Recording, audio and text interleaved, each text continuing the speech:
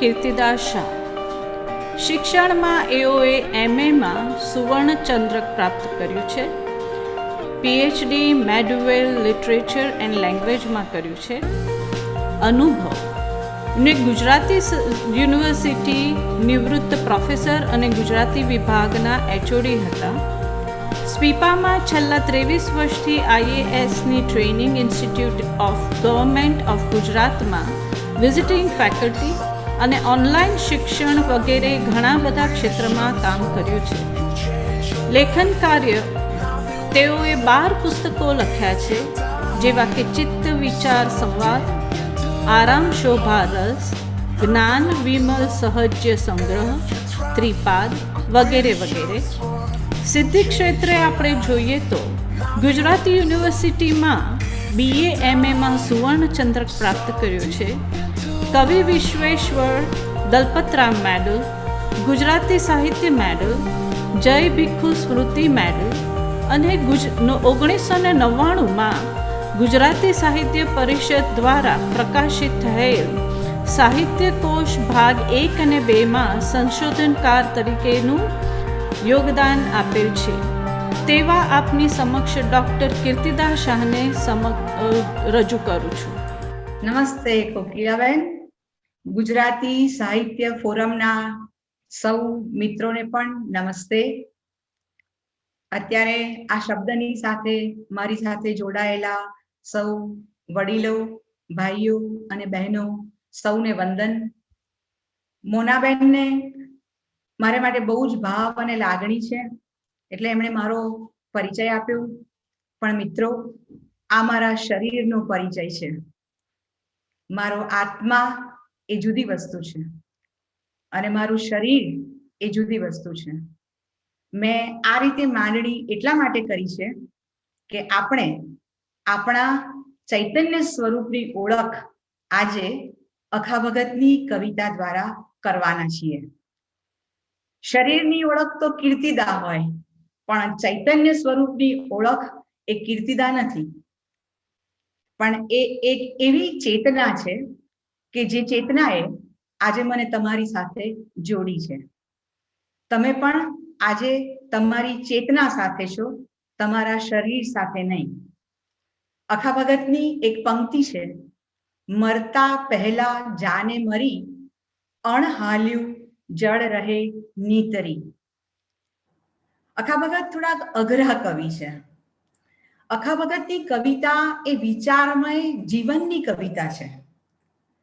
તમને કોઈ એમ કહી દે કે હરિને ભજતા હજુ કોઈની લાજ જતા નથી જાણી રે, જેની સુરતા શામળિયાની સાથ વદે વેદ વાણી રે, તો તમે એનો અર્થ સમજી જશો કે હા, આનો અર્થ શું થાય એ મને ખબર છે. પણ જો અખા ભગતની કવિતા આવે તો એ નારિકેલ પાક જેવી કવિતા છે. એટલે કે આપણે નાળિયેર જો ફોડીએ એટલે એને બહુ મહેનત કરવી પડે અને પછી આપણે એની મીઠાશ સુધી પહોંચી શકીએ. અખા ભગતની કવિતા એ પ્રકારની થોડીક વિચારમય જીવનની કવિતા છે. એટલા માટે જ આ અઘરા વિષયને અખા ભગતે એ પોતે પણ જાણે છે કે જ્યારે તમારે પૂજન, વંદન, અર્ચન એ પ્રકારની પ્રક્રિયાઓ કરવી હોય તો એ સહેલી છે. પણ જ્યારે એવું યાદ રાખવું હોય કે હું શરીર નથી પણ આત્મા છું, જો એવું યાદ રાખવું હોય તો એ તો બહુ અઘરી વાત છે. પણ અખા ભગત એવા અદ્ભુત દ્રષ્ટાંતો દ્વારા આપણને એવું શીખવાડે છે કે જુઓ, તમે શરીર નથી પણ તમે ચૈતન્યમય આત્મા છો. અખા ભગતની વાત કરું છું ત્યારે સૌથી પહેલા મારે તમને આ સાહિત્યનો જે સમય છે એની વિશે વાત કરવી છે. એટલા માટે સમયને તમારી સાથે મૂકવો છે કે સમયની માગ છે, જેમ આજે પણ આ કવિતાની માગ છે. ઘણા મિત્રો ચાલ્યા ગયા છે આપણી સાથેથી અને જઈ રહ્યા છે. એવી વેદનામાં આપણે અત્યારે જીવી રહ્યા છીએ. અને ત્યારે અખા ભગત આપણને શાંતપના આપે છે, આપણને જીવન જીવવાની ચાવી આપે છે. અને ચાવી આપનારા આ કવિનો જે સમય છે એ 17મી સદીનો ઉત્તરાર્ધ છે. 17મી સદીના ઉત્તરાર્ધમાં થઈ ગયેલા આ કવિએ ક્યારેય એવું નથી વિચાર્યું કે પોતે કવિ છે. પોતે તો માત્ર એક જ વિચાર રાખ્યો છે કે હું કોણ છું અને ક્યાંથી આવ્યો છું. આ મારું જે શરીર છે એ શરીરમાં હાથ છે, પગ છે, બીજા અનેક અવયવો છે, પણ આ અવયવોની સાથે રહેલું કોઈ એક ચૈતન્ય તત્વ એ શું છે એની ઓળખ અખા ભગતને મળી છે અને એ ઓળખ સુધી અખા ભગત આપણને પહોંચાડવા માંગે છે. આ 17મી સદીની આસપાસ એટલે ઈસવીસન 1150 થી ઈસવીસન 1850 આ 750 વર્ષના સમયગાળામાં જે કવિઓ થઈ ગયા છે એ બધા જ કવિઓનું આ એક જ લક્ષ્ય રહ્યું છે કે હું મારી જાતને ઓળખું, હું મારી જાતનો પરિચય કરું. પણ હું મારી જાતનો પરિચય ક્યારે કરી શકું કે જ્યારે હું મને ભૂલી જાઉં. હવે ભાઈ, હું મને ભૂલી જાઉં એ તો કેટલી અઘરી વાત છે, પણ હું મને ભૂલી જવાની જે એક્સરસાઇઝ છે એ એક્સરસાઇઝ અખા ભગતે કરી આપી છે. અને એ એક્સરસાઇઝ કેવી રીતે કરવી જોઈએ એના માટે એમણે આપણને દ્રષ્ટાંતો આપ્યા છે. એમણે, તમને બધાને ખબર છે કે અખા ભગતનું નામ આવે એટલે સીધું તમે એમ જ કહેશો કે હા બેન, અખા ભગત એટલે અખાના છપ્પા. અખા ભગત એટલે હું એક છપ્પો બોલું તો તમે પાછળ પાછળ બીજી પંક્તિઓ બોલવા માંડશો. આંધળો સસરો ને શણગટ વહુ, કથા સાંભળવા ચાલ્યા સૌ, તો તમે તરત ફટાફટ પંક્તિઓ બોલવા માંડશો. પણ મિત્રો, આ પંક્તિઓ બોલવાથી કંઈ ના થાય. આ પંક્તિઓનો અર્થ એટલે કે બિટવીન ધ લાઇન, અખા ભગતે શું કહેવું છે આ પંક્તિ દ્વારા એ આપણે સમજવું પડે. અને અખા ભગતે પોતાની કોઈ પણ કૃતિમાં એક શૃંખલા નથી બનાવી. એમણે તો વિચારોના તણખા મૂક્યા છે અને આ વિચારોના તણખાને જોડવાનું કામ આપણા ચૈતન્ય તત્વએ કરવાનું છે. પણ એ વિચારના તણખા જોડવા કેવી રીતે?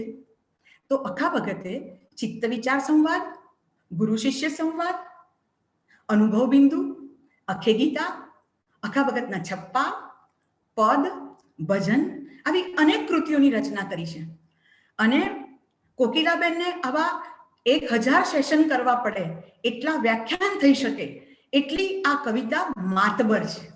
પણ મિત્રો, આપણે તો 40 મિનિટમાં આખું નાટક પૂરું કરવાના છીએ અને આ 40 મિનિટ એટલી પ્રેસિયસ છે આપણે માટે કે અખા ભગતે જે જે કંઈ વિશિષ્ટ બતાવ્યું છે એ મારે તમારી પાસે વહેંચી દેવું છે. તો સૌથી પહેલી વાત આપણે એમની દ્રષ્ટાંત કલાની, એમની અખે ગીતા નામની કૃતિમાંથી શરૂઆત કરીએ. મધ્યકાલીન ગુજરાતી સાહિત્યની એક ખાસિયત છે કે કોઈ પણ સર્જક પોતાની કૃતિમાં આરંભમાં પોતાના ઈષ્ટદેવ અથવા પોતાના કોઈ બિલવેડ પ્રકારના કોઈ બીજા દેવ હોય એની પૂજા, અર્ચના, વંદના કરે અને પછી એ કૃતિની શરૂઆત કરે. પણ મિત્રો, અખા ભગત કઈ કૃષ્ણ ભગવાનની ભક્તિ નથી કરવાના. અખા ભગત તો બ્રહ્મ કૈવલ્યની ભક્તિ કરવાના છે અને શબ્દ વાપરે છે હિરણ્યગર્ભ. હિરણ્યગર્ભ, બ્રહ્મ, કૈવલ્ય. અને તમને એમ લાગશે કે વસ્તુ, તો વસ્તુ શબ્દનો પણ ઉપયોગ કરે છે કૈવલ્યને માટે. પણ વસ્તુ એટલે એક પુસ્તક કે એક ચમચી કે એક વાડકી નહીં, એવી કોઈ વસ્તુ નહીં, પણ વસ્તુ એટલે પરબ્રહ્મ, કૈવલ્ય. તો આ કૈવલ્યની ઓળખ આપવા માટે અખા ભગતે ગણેશ કર્યા છે પોતાની કૃતિમાં. ઓમ નમો ત્રિગુણપતિ રાયજી, સૌથી પહેલો જે પૂજાયજી. અખા ભગત જ્ઞાની પણ છે અને કવિ પણ છે. એટલે એક નાનકડો શબ્દ અને કવિ હોય એ લાઘવ વાળો હોય એટલે આવી શકે. બરાબર છે? તો કહે છે કે ઓમ નમો ત્રિગુણપતિ રાયજી. ત્રિગુણપતિ. જો ભાઈ, આપણે ગુજરાતી ભાષા, આપણી માતૃભાષાનું રક્ષણ કરવા માટે આ ફોરમમાં એકત્રિત થયા છીએ. તો જો આપણી ગુજરાતી ભાષાની જે ખાસિયત છે, એની જે વિશેષતા છે એ જુઓ. ત્રિગુણપતિ રાયજી, સૌથી પહેલો જે પૂજાયજી. ત્રિ એટલે 3. ત્રિ એટલે 3. બ્રહ્મા, વિષ્ણુ અને મહેશ. અને ગુણપતિ એટલે ગણપતિ. તો સૌથી પહેલો જે પૂજાયજી એવું જે પદ આપ્યું, ઉત્તરાર્ધનું પદ, એમાં આપણને ખબર પડી કે ગણપતિની પૂજા વંદના કરવાની છે. અખા ભગતે ત્યાંથી શરૂઆત કરી છે.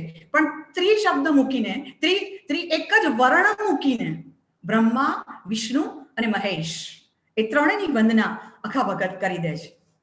અખા વખતે આખી કૃતિમાં આપણા ચૈતન્યની ઓળખ આપવા માટે ઢગલાબંધ દ્રષ્ટાંતો આપ્યા છે.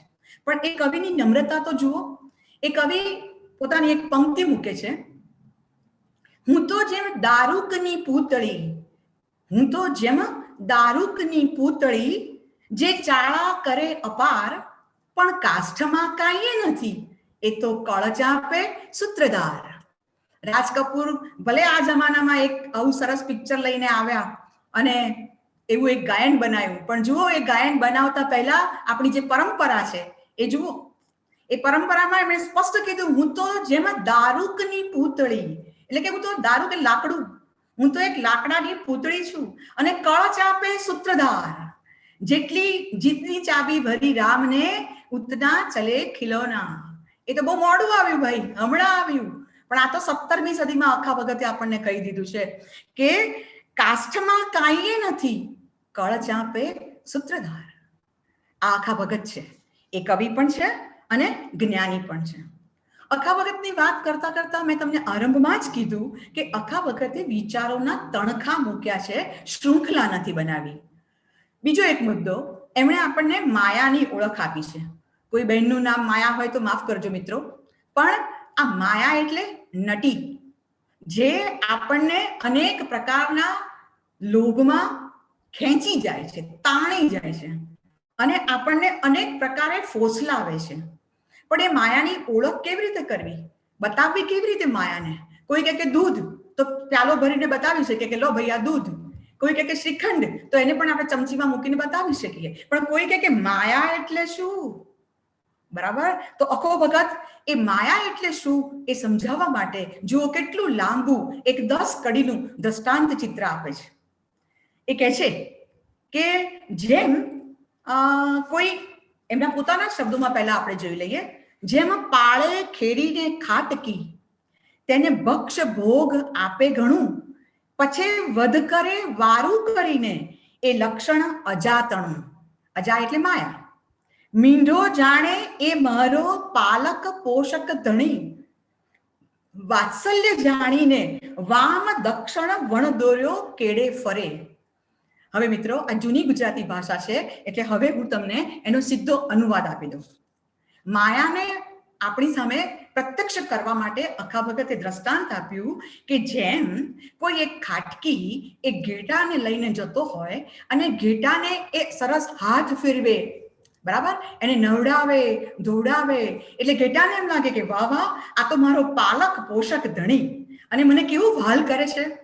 પણ એ ડોબા ઘેટાને ખબર નથી, એ વાલ નથી કરતો, એ ચેક કરે છે કે માંસ બરાબર ભરાયું છે કે નહીં. જો માંસ બરાબર ભરાયું હોય તો વધસ્થાને લઈ જાઉં અને મને વધારે પૈસા મળે. બરાબર. તો અહીંયા આગળ જે ઘેટું છે એ કોણ છે? એ માયા છે. બરાબર છે. અને વધસ્થાને લઈ જનારો પેલો જે ખાટકી છે એ પેલા જીવને કેવો ફસાવે છે માયામાં, બતાવે છે કે વાહ વાહ, પેલા બંગલા મોટર ગાડી બધું અપાવે, ધીમે રહીને પછી આપણને વધસ્થાને લઈ જાય. બરાબર છે. અખા ભગત અઘરા કવિ છે ભાઈ, એટલે એક દ્રષ્ટાંતથી અમને ચાલે નહીં. એમને અનેક દ્રષ્ટાંતો આપે તો જ એમને એમ લાગે કે હા હવે આ મારો જે શ્રોતા છે એ સમજ્યો હશે. કારણ કે અખા ભગતે એમની કવિતામાં અનેક જગ્યાએ સંબોધન કર્યું છે. ભાઈ ભાઈ ભક્તિ એવી પંખીણી, જેને જ્ઞાન વૈરાગ્ય બે પાંખ. એમણે ભાઈ ભાઈ કરીને સમજાવવાનો પ્રયત્ન કર્યો છે. તો એક દ્રષ્ટાંત આપ્યું કે આ માયા કેવી છે, તો એમને લાગ્યું કે ના ના હજી નહીં સમજ્યા હોય, એટલે બીજું દ્રષ્ટાંત આપે છે. એમ કહે છે, એમના શબ્દોમાં તો હું તમને નહીં કહું કારણ કે જૂની ગુજરાતી ભાષા છે, પણ એનો અનુવાદ તમને કહી દઉં. તો આપણે ગામડામાં રહેતા હોઈએ તો પેલા મદારીઓ આવે છે, બરાબર છે, માકડું લઈને આવે, બરાબર ને. જા જંબુરા ઉસ મોનાબેન કે પાસ, જા જંબુરા ઉસ કોકિલાબેન કે પાસ और 2 रुपया ले आ, 5 रुपया ले आ.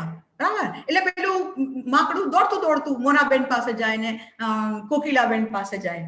બરાબર છે. એટલે દોરી સંચાર પેલો જેમ કરે મદારી, એમ પેલું માકડું અનેક જગ્યાએ એ પ્રવૃત્તિમાં જોડાઈ જાય. બરાબર છે. પણ દોરી સંચાર કોનો હતો? મદારીનો હતો. તો મિત્રો દોરી સંચાર પેલી માયા કરે છે અને પછી બરાબર ગૂંચવી મારે આપણને.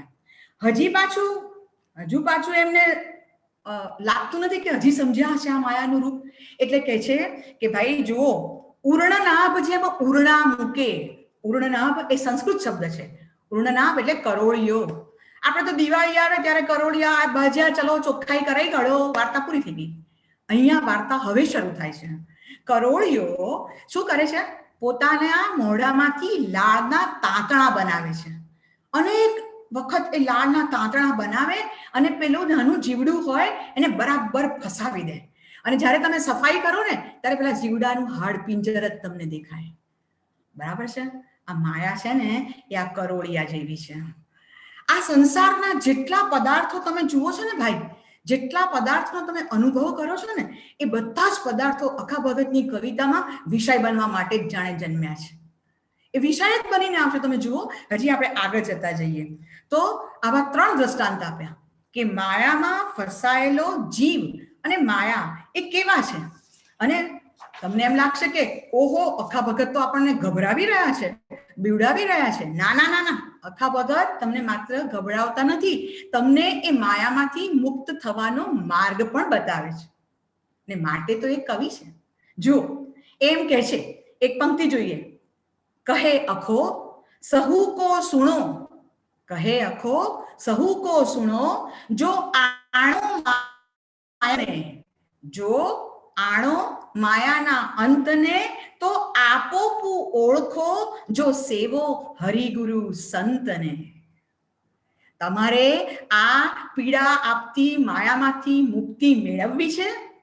અને તમે કહો કે હા, કેમ નહીં ભાઈ, અમારે તો મુક્તિ મેળવવી જ છે. તો સેવો હરિગુરુ સંતને. હજી અખા ભગતને એમ લાગે છે કે નહીં સમજ્યા હોય. એટલે કહે છે કે પણ તો કેવી રીતે સેવો? તો કહે છે કે જેમ અગ્નિને સંગ શીત વ્યાપે નહીં. અગ્નિ હોય તો ઠંડી લાગે નહીં.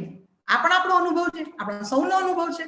જેમાં અગ્નિને સંગ શીત વ્યાપે નહીં, જ્યોત દેખાડે ને તિમિર ત્રાસે, અને દીવો પ્રગટે તો અંધારું દૂર થાય, અગ્નિ પ્રગટે તો ઠંડી દૂર થાય, દીવો પ્રગટે તો અંધારું દૂર થાય. તેમાં ગુરુ પ્રતાપે પરબ્રહ્મને ભેટીએ, માયા રૂપિયું ઘેન નાશે. ગુરુ પ્રતાપે પરબ્રહ્મને ભેટીએ, માયા રૂપિયું ઘેન નાશે. બરાબર? હજી અખા ભગતને પાછો સંતોષ નથી થતો. એટલે જો બીજું એક દ્રષ્ટાંત આપે છે. જેમ કાષ્ઠ આવી પડે વનહી જાળા વિશે, લાકડું જો અગ્નિમાં પડે, જેમાં કાષ્ઠ આવી પડે વનહી જાળા વિશે, તે દારૂ ફીટીને અનલ થાય. લાકડું પોતાનું લાકડા તત્વ છોડી દે છે. જ્યારે એ અગ્નિમાં પડે છે ત્યારે લાકડું લાકડું રહેતું નથી, એ તો રખ્યા બની જાય છે. બરાબર? એમ હવે આખો ભગત સમજાવતો નથી, પણ એમ કે છે, શું કહે છે? તેમ અનન્ય આરાધના જે કો કરશે અખા, તેમ અનન્ય આરાધના. કોના જેવી આરાધના? લાકડા જેવી. લાકડું જેમ અગ્નિમાં પોતાની જાતને નાખ્યા પછી પોતાનું લાકડાપણું છોડી દે છે, એમ જો તમે આવી અનન્ય આરાધના કરશો તો માયાના ચરણ પાછા હટે. તો પછી માયા ભાગી જવાની, પાછી જતી રહેવાની. બરાબર છે? હવે જેને આવી આતુરતા થઈ હોય, અખા ભગતની કવિતા સાંભળ્યા પછી જેને મુક્તિ મેળવવાની આતુરતા થઈ હોય, તો કોઈ એવું પૂછે કે તમને આતુરતા થઈ? તો તમે કહો કે હા. તો કે એ આતુરતા કેવી થઈ છે? તો અખા ભગત સમજાવે છે કે આતુરતા મન અતિ ઘડી, જેમ મીન વિછર્યું નીરથી. મિત્રો, તમે માછલીને પણ ઓળખો છો. બરાબર છે? કોઈ બાજ પંખી આવે અને માછલીને પોતાની ચાંચમાં પકડી અને રેતીમાં નાખી દે તો શું થાય ભાઈ? માછલી તો શું કરે? આડી અવળી ઉપર નીચે તરફડે, કકળે. આ ગુજરાતી ભાષાના ક્રિયાપદો છે મિત્રો. ગુજરાતી ભાષાના ક્રિયાપદો કેટલા અસરકારક છે જો તમે. ફફડે, કળકળે, જળે, ઉપર નીચે, તળે ઉપર. માછલી અને એના રૂએ રૂએ શું હોય? પાણી, પાણી, પાણી. તમારી એટલે કે આત્માની આતુરતા જો ઈશ્વરને પ્રાપ્ત કરવાની હોય તો એ માછલા જેવી હોવી જોઈએ. બરાબર છે? જો માછલું આ રીતે આતુરતાપૂર્વક પાણી પાણી પાણી એના રૂએ રૂએ જેમ અનુભવ કરવાની ઈચ્છા ધરાવતું હોય, એમ જો આપણે ચૈતન્યનો મેળાપ કરવો હોય તો આપણી પણ આતુરતા આ માછલા જેવી હોવી જોઈએ. નામ જેનું અખો ભગત બીજું દ્રષ્ટાંત આપે છે, કહે છે કે એને કેવો વૈરાગ્ય ઉપજવો જોઈએ? જેને ઈશ્વરની પ્રાપ્તિ કરવી છે, જેને પરમ ચૈતન્યની પ્રાપ્તિ કરવી છે, એને કેવી આતુરતા? માછલી જેવી તો ખરી, પણ મિત્રો ઉદેવ તમે જોઈ છે, બરાબર ને? તો ઉદેવ શું કરે છે? એ શું કરે? જેમ ઉદેવ લાકડાને ખાઈ જાય તો લાકડું માટી બની જાય, લાકડું એનું લાકડા તત્વ છોડી દે. જેમ અગ્નિમાં પડ્યું હતું ત્યારે પણ છોડી દીધેલું, એમ જ્યારે ઉદેવ વાળું બને ત્યારે પણ એ પોતાનાપણું છોડી દે છે. અને જે વ્યક્તિ પોતાપણું છોડી દે એ જ પરમ ચૈતન્યને પામે. આ આખા ભગતની વાત છે, બરાબર છે? અને જે પરમ ચૈતન્યને પામ્યો છે એને આખા ભગતે હરિનો દાસ એવું કહ્યું છે. અને હરિના દાસને તમે ઓળખો જ છો. નામ એનું નરસિંહ છે, નામ એનું મીરા છે, બરાબર છે? એ હરિના દાસ છે, બરાબર છે? પત્ની ગુજરી ગઈ, દીકરો ગુજરી ગયો, દીકરી સાવ બિચારી ગરીબ બાપની દીકરી બની ગઈ, અને છતાં પણ નરસિંહ મહેતો ભગવાન કૃષ્ણનું નામ છોડતો નથી. એ હરિનો દાસ છે. અને જે હરિનો દાસ છે, જેને આવી શ્રદ્ધા છે, જેણે લાકડાની જેમ પોતાનું અહમપણું ઓગાળી નાખ્યું છે, એ હંમેશા પરમ તત્વને પામે જ છે. એવી અખા ભગતની શ્રદ્ધા છે, બરાબર? હજી અખા ભગત બીજું એક દ્રષ્ટાંત આપે છે. એક પંક્તિ કહે છે, જેમ જાર લુભદી જુવતી, જેનું મન પ્રીતમ પાસ, અહર્નિશ આલોચતી, એવું મન હરિદાસ. હરિના દાસનું કેવું વ્યક્તિત્વ છે એ સમજાવવા માટે અખા ભગતે કેવું સરસ દ્રષ્ટાંત આપ્યું. જુઓ, જેમ જાર લુભદી જુવતી, એટલે કે જે પ્રેમમાં પડી છે એ સ્ત્રી, એને કોઈ પૂછે કે તને શું થાય છે, તને શું થાય છે, તો એમ જ કહેશે કશું થાય છે. પણ એ થવા માટે શું કરવું પડે? પ્રેમમાં પડવું પડે, બરાબર છે? અનુભૂતિ ક્યારે થાય? કે તમે એમાં રસબસ થાવ તો. આ રસબસ શબ્દ અખા ભગતનો છે મિત્રો, રસબસ. તમે રસગુલ્લા તો ખાતા હશો, ગુલાબજાંબુ પણ ખાતા હશો. નીચોવી નાખો એ રસગુલ્લાને, બરાબર નીચોવી નાખો એ ગુલાબજાંબુને, નીચોવી નાખો, પણ સાહેબ એની મીઠાશ નહીં જાય. તમારે એવા રસબસ થવું પડે, તમારે તમારું હુંપણું ઓગાળી નાખવું પડે, બરાબર ને? સંગ સરીખો રંગ આપણો, એવું કરવું પડે. પાણી કેવું છે? લાલ રંગ નાખો તો લાલ, પીળો નાખો તો પીળું, અને પછી અનેક ગણું ફિલ્ટર કરો, સાહેબ ઓરિજિનલ નહીં થાય, બરાબર છે? તો સંગ સરીખો રંગ આપણો કરનારાઓ હરિદાસ બની શકે છે. હજુ આગળ, અને એ કેવો હોય? એ હરિનો દાસ કેવો હોય? તો અખા ભગતની એક પંક્તિ છે, ખાતો પીતો બોલતો દેખે તે સગળે રામ. ખાતો પીતો બોલતો તે દેખે સગળે રામ, વેદ્યું મન રહે તેહનું શિથિલ સંસારી કામ. એનું મન વિંધાયેલું રહે, બરાબર છે?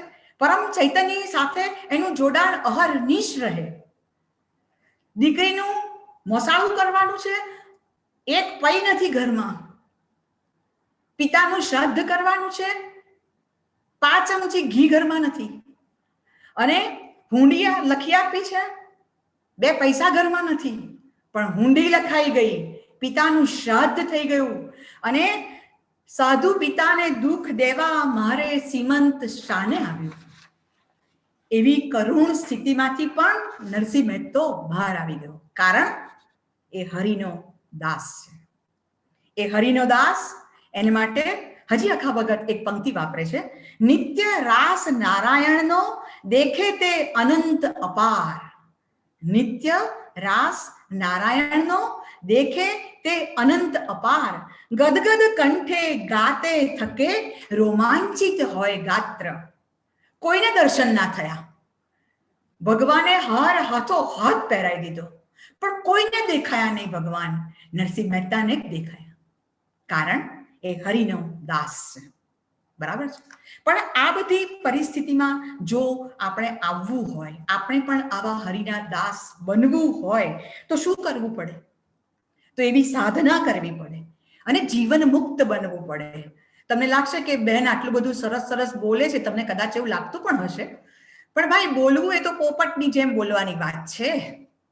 પણ જ્યારે પરિસ્થિતિ આવે અને પરીક્ષામાં પાસ થઈએ તો આ અખે ગીતા અને અખાના શબ્દો પચાવ્યા કહેવાય. બરાબર? એટલે અખા ભગત વળી પાછી એક વાત મૂકે છે કે જીવન મુક્ત કેવો હોય? તો કહે છે કે જેમ રવિને તેજે ઓગળે પાલો તે પાણી થઈ વહે. રવિ એટલે સૂર્ય. સૂર્યપ્રકાશમાં બરફ એનું બરફપણું છોડી દે છે અને પાણી બની જાય છે. સાહેબ આપણે પણ રોજ બરફ ખાઈએ છીએ હમણાં ઉનાળામાં તો, બરાબર ને? પણ આપણે આટલો બરફ ખાઈને આપણી વાત પૂરી કરી દઈએ છીએ. પણ અખા ભગત એ વસ્તુનો કેવો સરસ ઉપયોગ કરી આપણને કેટલું સરસ દ્રષ્ટાંત આપે છે. કોકિલાબેન કહેજો, મારો સમય પૂરો થાય એટલે આપણી ગાડી તો જરા ઝડપથી ચાલવા માંડી છે. કહેજો મને, યાદ કરાવજો. હાજી હાજી. તો પાછા કહે છે કે જે આવો હરિનો દાસ, જેના આવા સદગુણ છે, એની પાસે જો આપણે બેસીએ તો એના માટે એક શબ્દ વાપરે છે, જેમ પારસ પરસે જે ધાતુને, હે ને, પારસ મણી જે ધાતુને સ્પર્શે એ ધાતુ લોખંડ હોય, સ્ટીલ હોય કે પિત્તળ હોય, એ સોનું બની જાય છે. એટલે પોતાનો સંગ એ પેલી ધાતુને લગાડી દે છે. એમ જે હરિનો દાસ છે એની સાથે જો આપણે ગોષ્ઠી માંડીએ તો આપણે પણ પારસમણી જેમ પેલી બીજી ધાતુને, હલકી ધાતુને ઉત્તમ બનાવી દે છે, એમ આપણે પણ જો એવા હરિના દાસ બનવું હોય તો એવા ગુરુની સાથે બેસવું પડે. હવે પાછા બીજી એક વાત કહે છે કે જે માણસ આવો જીવન મુક્ત બની ગયો હોય, અને તમે પૂછો કે ભાઈ જીવન મુક્તના લક્ષણો તો બતાવો, તો અખો ભગત લક્ષણ બતાવે છે. જો કહે છે કે આ જીવન મુક્ત મગર જેવા છે. કોઈ મારવા આવે આપણને, અરે ભાઈ મને મગર જેવો કયો, પણ જુઓ અખા ભગતે એ પ્રાણીઓના જે લક્ષણો છે ને એ લક્ષણોનો ઉપયોગ કર્યો છે અને તમને સાક્ષાત્કાર કરાવે છે કે જેમ પેલો મગર એ થોડીક વાર માટે પાણીની સપાટી પર આવે છે, થોડીક વાર માટે, અને વળી પાછો એ પાણીમાં જતો રહે છે, એમ પેલો જે જીવન મુક્ત છે એ મગર જેવો છે. એ થોડીક વાર માટે સંસારના કામ કરવા માટે આવે છે ઉપર સપાટી પર, અને પછી પાછો પોતાના જે પરમ તત્વ છે, ચૈતન્ય છે, એમાં પાછો ચાલ્યો જાય છે. હજી અખા ભગત પાછા કહે છે, અરે ભાઈ એકલો મગર જેવો નહીં, એ તો સાપ જેવો છે, નાગ જેવો છે. તોય કોઈ મારવા આવે, અલ્યા ભાઈ નાગ કયો, પણ જો ભાઈ નાગનું એક લક્ષણ છે, સાપનું એક લક્ષણ છે કે એ પોતાની આખી ચામડી ઉતારીને જતો રહે છે, હે ને, જૂની જરાને ઉતારી દે છે. બરાબર ને? એટલે પેલો જે જીવન મુક્ત છે ને એ પણ આ સંસારના જે સંબંધો છે ને એમ ધીમે ધીમે ઉતારીને જતો રહે છે. આપણને ખબર ના પડે ક્યારે જતો રહ્યો.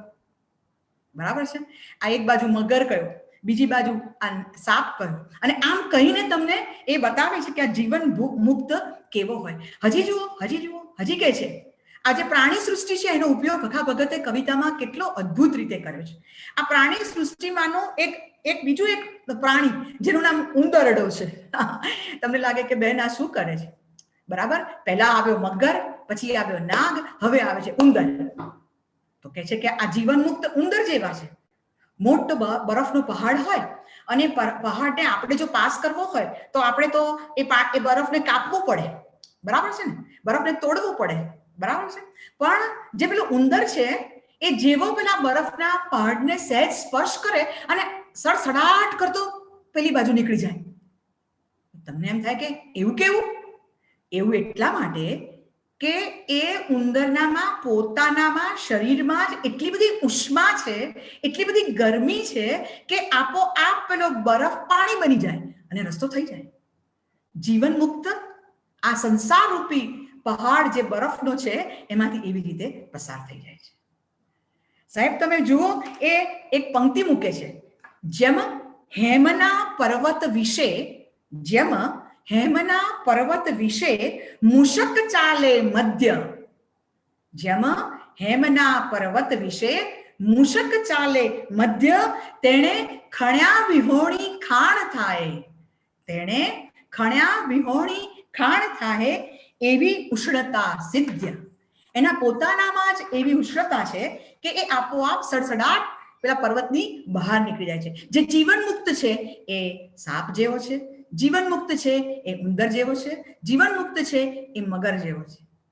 સાહેબ, આ બધા જ પ્રાણીઓને આપણે ઓળખીએ છીએ, પણ જુઓ અખો ભગત એની વિશેષ લાક્ષણિકતાઓનો ઉપયોગ એની કવિતામાં કેવી અદ્ભુત પ્રયુક્તિઓ દ્વારા આપણને બતાવે છે.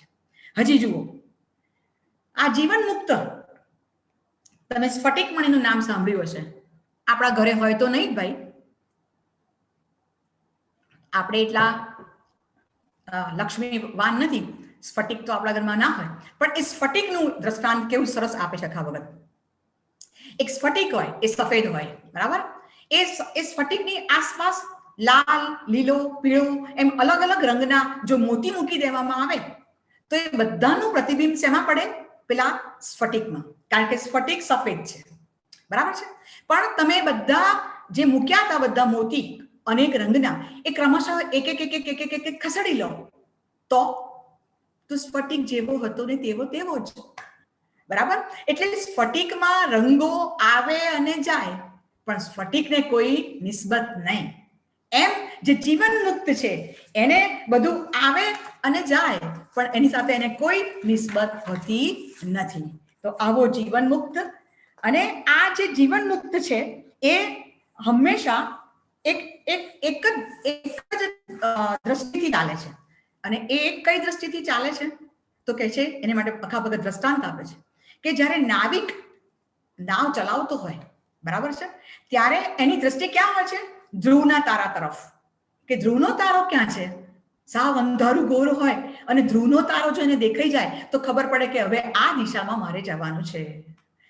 મેં કોકિલાબેન સાથે વાત કરતા કરતા એક દ્રષ્ટાંત આપ્યું કે ભાઈ, આપણે બધા કહીએ છીએ કે ભગવાન છે, ભગવાન છે, ચૈતન્ય તત્વ છે, જેને જે નામ આપવું હોય આપી શકે છે, બરાબર છે? પણ તમે કોઈ એવું કે ભાઈ તમારી પાસે ભગવાન છે, તો તમે કહો કે ભગવાન તો છે, પણ તો કે તો બતાવો. તો કે બતાવવાનો તો ક્યાંથી બતાવો યાર? એ તો બતાવી શકાય એવી ચીજ નથી કઈ, એ તો ભગવાન છે યાર. અરે પણ બતાવો ને. તો નહીં બતાવાય, પણ અખા ભગત બતાવે છે. જો, અખા ભગત રિલેટિવિટીનો એક સિદ્ધાંત લાવે છે, સાપેક્ષતા, બરાબર છે? અને એ સિદ્ધાંત દ્વારા તમને એ ઈશ્વરની અનુભૂતિ કરાવે છે. સાવ કાળું ડિબાંગ અંધારું હોય, બરાબર? અને એ કાળા ડિબાંગ અંધારામાં આપણે ફસાયા હોઈએ, અને એ વખતે આપણને દૂર એક દીવો દેખાય તો આપણે ખુશ થઈ જઈએ કે વાહ, આ દીવો છે તો કશુંક ત્યાં મને રસ્તો મળશે. એટલે આપણે દીવા તરફ ગતિ કરીએ, બરાબર? એ દીવાથી આપણે આગળ આગળ જતા જઈએ અને પછી આપણને ચંદ્રપ્રકાશ દેખાય તો આપણે દીવાને બાજુ પર મૂકી દઈએ અને આપણો રસ્તો ચંદ્ર તરફથી શોધવા માંડીએ. અને ચંદ્ર ઉપર જો સૂર્ય પ્રગટે તો આપણે ચંદ્રને પણ બાજુ પર મૂકી દઈએ અને સૂર્ય તરફ ચાલ્યા જઈએ. અને સૂર્ય ઉપર મહાગ્નિ પ્રગટે તો આપણે મહાગ્નિની દિશામાં આપણો રસ્તો શોધીએ. તો મિત્રો, સાવ અંધારું ઘોર, એમાં પેલો દીવો એક સમયે અમુક સમય માટે આપણો ઈશ્વર હતો, કારણ કે એણે આપણને રસ્તો બતાવ્યો. પછી એનું તેજ ઝાંખું થઈ ગયું એટલે આપણને ચંદ્ર મળ્યો તો એ આપણો ઈશ્વર બની ગયો. અને એનાથી આગળ વધ્યા તો સૂર્ય આપણો ઈશ્વર બન્યો, એનાથી આગળ વધ્યા તો મહાગ્નિ આપણો ઈશ્વર બન્યો. એટલે ઈશ્વર એક સાપેક્ષ સંજ્ઞા છે, બરાબર છે? આપણે માટે અત્યારે આ સાહિત્ય ફોરમ એ ઈશ્વર છે, એટલા માટે કે એ આપણી માતૃભાષાને આ રીતે બચાવવાનું અને સૌના સુધી પહોંચાડવાનું કામ કરે છે, બરાબર છે? તો એ રીતે હવે તમે કહેશો કે હા ભાઈ, આ બ્રહ્મને અમે જોયું, આ હરિના દાસને અમે ઓળખ્યો, બરાબર છે? પણ આ જે બ્રહ્મને અખા ભગતે બતાવ્યું છે એનું એક દ્રષ્ટાંત તમને હું બતાવું. જો, એ કેવી રીતે આપણે અનુભવી શકીએ તો કહે છે કે મુખ વિના રસપાન કરવો. અલ્યા ભાઈ, મુખ વિના રસપાન કરવો હરિનો દાસ એ કરી શકે છે. એ અનુભૂતિનો વિષય છે. પ્રેમમાં પડ્યો હોય તો પૂછે શું થાય છે, શું થાય છે? તો કે કશુંક થાય છે, પણ શું થાય છે નહીં કહી શકે. એ અનુભૂતિની વાત છે, બરાબર છે? અને શ્રવણ વિના સાદ સુણવો, કાન હોય નહીં અને છતાં સંભળાઈ જાય. ઘણીવાર આપણે કારણ વિના ખુશ થઈ જઈએ છીએ, તમે પણ થઈ જતા હશો. મને ઘણીવાર કારણ વિના હું ખુશ થતી હોઉં છું, કારણ વિના. કોઈ કશું કંઈ એવું થયું જ ના હોય અને હું એકદમ પ્રસન્ન હોઉં, ખબર નહીં કોઈ એક વિશિષ્ટ અનુભૂતિ મારા ચિત્તને એકદમ આનંદિત કરી મૂકે છે, તો એ શ્રવણ વિના સાંભળવાનું અને જીભ વિના એનો અનુભવ કરવાનું. અને વાણી તો ત્યાં પછી જરૂરત જ ક્યાં છે દોસ્ત? વાણીની પછી જરૂરત જ નથી. બરાબર છે. અને આ નહીં, આ નહીં, આ નહીં, નેતિ નેતિ કરતા રહે તેહની જાણે સર્વ જાણ. બરાબર. છાયા માયા વપુ વર્જિત. આ બ્રહ્મ કેવું છે? છાયા એટલે પડછાયો નહીં, વપુ એટલે શરીર નહીં, માયા તો હોય જ નહીં, એના વિનાનું આ બ્રહ્મ. અને અને અને એક પંક્તિ આપે છે આખા વખત, તું તે હું અને હું જ તું. તું તે હું અને હું જ તું. પણ એવું ક્યારે થાય? એવું થાય ક્યારે? એ ત્યારે થાય કે જ્યારે આપણે નિર્ગુણ રૂપની અનુભૂતિ કરીએ. બરાબર ને? કોઈ આપણને કે બેન વાહ તમે તો બહુ સરસ વ્યાખ્યાન આપ્યું, એટલે આપણે મમરાનો કોથળો, વાહ બહુ સરસ વ્યાખ્યાન આપ્યું, ફૂલીને ફાળકો. બરાબર. અને કોઈ કે ના બેન કઈ બહુ મજા ના પડી, તો આપણે વિલાઈ જઈએ. એમ નહીં, જે કહ્યું તે બરાબર છે. એ મને ક્યાં કહ્યું છે? એ તો કીર્તિદાબેનને કહ્યું છે. મને ક્યાં કહ્યું છે? હું તો ચૈતન્ય છું. બરાબર છે. અને મારા ચૈતન્ય તો કોઈ કશું કેમ કહી શકે જ? કહી શકે એવું છે જ નહીં. રાઈટ? બરાબર. તો અખા ભગતે આ રીતે એમની અનેક કૃતિઓમાં આવા જાત જાતના અદ્ભુત દ્રષ્ટાંતો આપ્યા છે. અને એ દ્રષ્ટાંતો દ્વારા જીવ, ઈશ્વર, બ્રહ્મ, કૈવલ્ય, માયા અને આ સંસારની જે વિવિધ રૂપ રંગીન સૃષ્ટિ છે એની પણ આપણને સરસ રીતે સમજણ આપી છે. અને મેં તમને આગળ પણ કહ્યું કે અખા વખત જ્ઞાની પણ છે અને અખા વખત કવિ પણ છે. બરાબર છે. એટલે અદ્વૈતનો મહિમા એમણે કર્યો છે. દ્વૈત નહીં, ઠંડુ અને ગરમ એમ નહીં, પણ અદ્વૈત એનો પણ એમણે ખૂબ મહિમા કર્યો છે. અને એમણે બીજી પણ એક વસ્તુ નોંધી છે કે આ સંસારની અંદર જો તમારે સુખ તો હવે એ પણ રિલેટિવ સંજ્ઞા છે. બરાબર છે. પણ આનંદની અનુભૂતિ કરવી હોય તો તમારે કેવા રહેવું જોઈએ? તો એને માટે અખા ભગતે બીજું એક સરસ દ્રષ્ટાંત આપ્યું છે. તમે કુંજડી નામના પંખીનું નામ સાંભળ્યું હશે. આ કુંજડીનું એક લક્ષણ છે કે એ જોજનો દૂર હોય, જોજનો દૂર, ઈંડા મૂક્યા હોય માળામાં અને પોતે જોજનો દૂર હોય અને છતાં પણ એની દ્રષ્ટિ વડે એ પોતાના ઈંડાને સેવે છે. સામાન્ય રીતે તો માં નજીક હોય, ઈંડાની નજીક હોય અને પછી એ સેવાતા હોય. પણ અખા ભગતે આ એક સરસ દ્રષ્ટાંત આપીને એમ કહ્યું છે કે જેમ પેલી કુંજડી એ જોજનો દૂર રહીને માત્ર દ્રષ્ટિ વડે પોતાના ઈંડાને સેવે છે, એમ જે હરિનો દાસ ગમે ત્યાં ઊભો રહીને ગમે તે પરિસ્થિતિમાં એ જો માત્ર એની દ્રષ્ટિ પેલા પરમ તત્વ તરફ રાખશે તો એ હંમેશા આનંદ અને સુખની પ્રાપ્તિ કરી શકશે.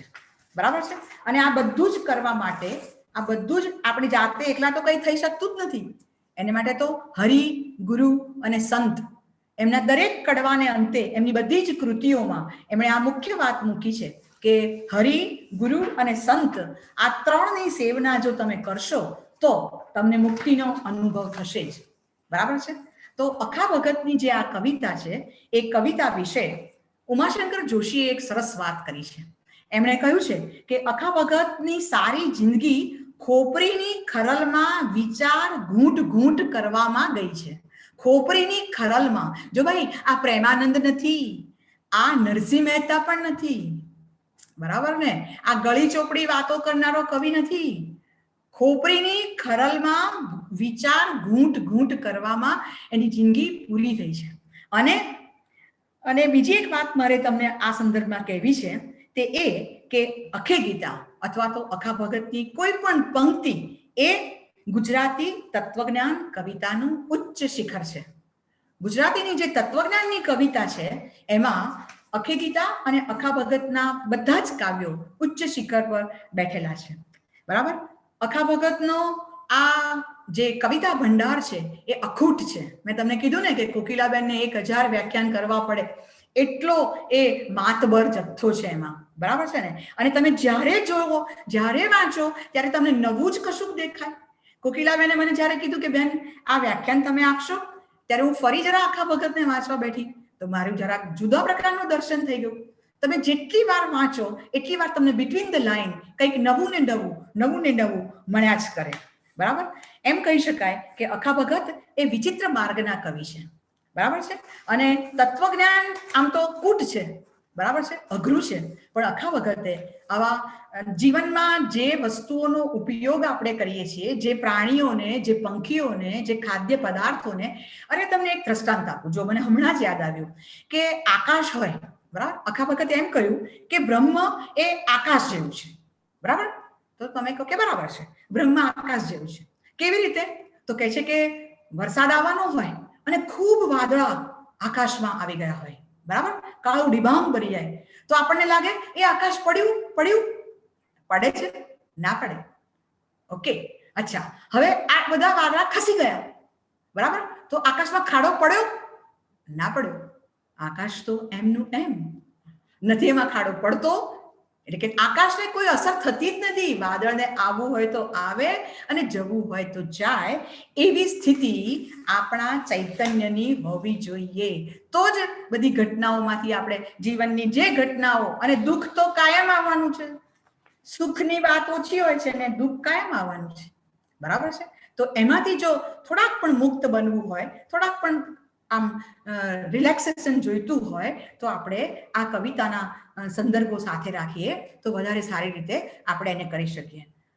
શેક્સપિયર નામનો એક કવિ છે, તમે બધા એનું નામ તો જાણો જ છો, બરાબર છે? એને વિશે એમ કહેવાયું છે કે શેક્સપિયરને વાંચવો એ તો યાત્રાએ જવા જેવું છે. તો મારા ભાઈઓ અને બહેનો, હું તમને એમ કહું છું કે અખા ભગતની કવિતા વાંચવી એ યાત્રાએ જવા જેવું છે. તમારે યાત્રાએ જવું હોય તો ટિકિટ ખર્ચવી પડે, નાસ્તાના ડબ્બા ભરવા પડે, બરાબર ને, ખર્ચા કરવા પડે. અહીંયા કશો જ ખર્ચો કર્યા વગર તમને યાત્રાનો અનુભવ થાય, બરાબર છે? અને એનાથી પણ આગળ જો તમને કહું તો તમારા જીવનમાં બનતી ઘટનાઓના અનેક પ્રશ્નોનું નિવારણ તમને અખા ભગતની કવિતા આપી શકે એમ છે. એમાં જીવન જીવવાની અનેક ચાવીઓનો જુડો તૈયાર છે, તમને ખોલતા આવડવો જોઈએ, બરાબર છે? તો આ અખા ભગત ગુજરાતી સાહિત્યના અનોખા કવિ છે. અને અખા ભગતની કવિતા હું જ્યારે વાંચું છું ત્યારે મને એ અજાયબ ઘર જેવી લાગે છે. અજાયબ ઘર, મને જાતભાતની વસ્તુઓ એમાં દેખાય છે. ક્યારેક મારી આંખ એ કવિતા વાંચીને વિસ્ફારિત બની જાય છે, તો ક્યારેક એ ભીની થઈ જાય છે. અને મને એ મારા બહુ જ પ્રિય કવિ છે, મારા વહાલા કવિ છે. અને કોકિલાબેનનો આભાર કે એમણે મારા કવિના આ શબ્દ સાથે મને આ 40 મિનિટ આપી છે. આભાર બેન, થેન્ક યુ વેરી મચ.